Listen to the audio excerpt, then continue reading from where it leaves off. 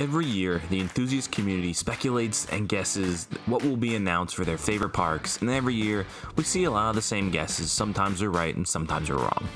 This year, I wanted to roll out a handful of hot takes for the next few years, and while I may be wrong here, I want to be able to look back, either be pleasantly surprised, or you guys can just totally call me out for being wrong. So here are some bold predictions.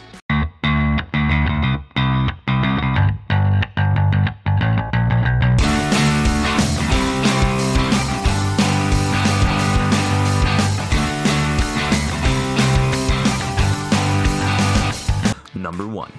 Busch Garden Williamsburg sees a ground-up RMC iBox coaster announced in the next 2 years. So the big rumor going around Williamsburg was the massive Giga Spike shuttle launch coaster that was supposed to take up the old plot of Dragonfire. However, with the pandemic and delays to Pantheon, the project was put on the shelf, at least temporarily, but it could still very well happen. However, with their new indoor dark coaster coming in 2023, I'm predicting the park kills the Spire coaster and instead looks to their sister park for motivation.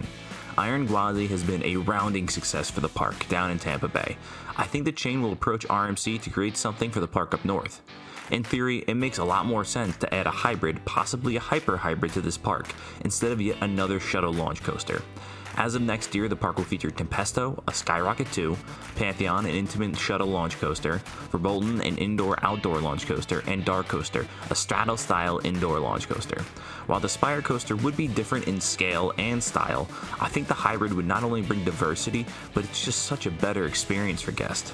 The only major holdup stopping this would be seeing Twisted Timbers only about 40 minutes away at King's Dominion, but make this ride big enough and no one will care.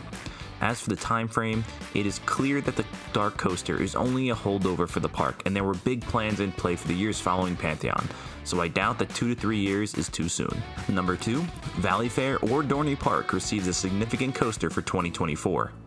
Now, coming off of the Worlds of Fun wooden coaster announcement for 2023, I think it's fair to say that Cedar Fair is open to adding some decent rides to their smaller parks. They may go big in 2024 after a small announcement season this year, but I think that will be 2025. For next year, we will see a neglected park get something to the scale of Worlds of Fun new GCI. Dorney is a pretty easy pick here. The shuttle wooden coaster that was planned but scrapped may come back, or perhaps they use GCI again for a smaller scale thrilling wooden roller coaster. The park could really use any new addition at this point. Valleyfair is a bit more interesting as they already have 2 wooden roller coasters, one of them being a great GCI, so maybe they get something like a Raptor or a small scale clone of any kind of steel coaster. I think any type of RMC, or if you want to get really bold, a New Age Vekoma could do wonders for this lineup. If I had to lean, I think I'd look towards Dorney, but if Chain decides to relocate anything from Great America from California, I would bet on Valleyfair. Number 3, Six Flags will not add more than one single major coaster in the next 2 seasons, and their attendance will suffer for it. This is a bit of recency bias, but it seems as long as their new CEO is in place, he has no intentions of bolstering the Six Flags chain with thrill ride collections at their parks. I leave the one ride possibility in there because there's always a chance that Magic Mountain continues to do their usual thing, or maybe there's a third Raptor clone in the wings for Great America. But it would shock me to see any other of these small parks receive anything past a family coaster at this point. I don't think that this means the parks are going to go down the tubes in experience. If they hold up their vision of bolstering guest experience with different events and shows, we could see some nice improvements. On the other hand, Six Flags is built on coasters. Their attendance is built on coasters. With this new vision, we will continue to see the down attendance like this season, which could be used for them to justify not spending rides to try to save money, or I could be completely wrong, and as long as there's noticeable change, maybe there's an attendance rebound, or maybe they change investment strategies after a little bit of struggling in a second year in a row, but still my prediction stands. Number 4, Epic Universe opens well ahead of schedule. Universal has 2 of the best theme parks in the country down in Orlando, Florida. Between Universal Studios and Islands of Adventures, the park's back-to-back style gives a great day or 2 experience for park hoppers. Now, the company is also in the process of building a full-scale 3rd major theme park about a mile or so down the road from the existing resort.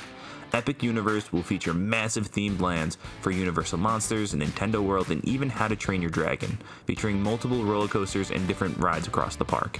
Now, it's currently under construction full bore right now, with some of the buildings taking shape, and it's set to open in summer of 2025. However, I think with the way things are moving and how well Universal seems to handle their construction projects, starting way ahead of schedule, finishing early rehearsal showings, things like that, this will be ready for opening around fall of 2024. Maybe some soft rehearsal days in the summer before a big holiday push in 2024. We know what Christmas does to bring in guests for Disney. Imagine a brand new theme park in Orlando decked out for the holiday season. So that's going to be it for my bold predictions for this episode. Let me know what yours are below, and maybe I'll do a follow-up using your comments. Until next week, that's all from the shores of Island Coasters.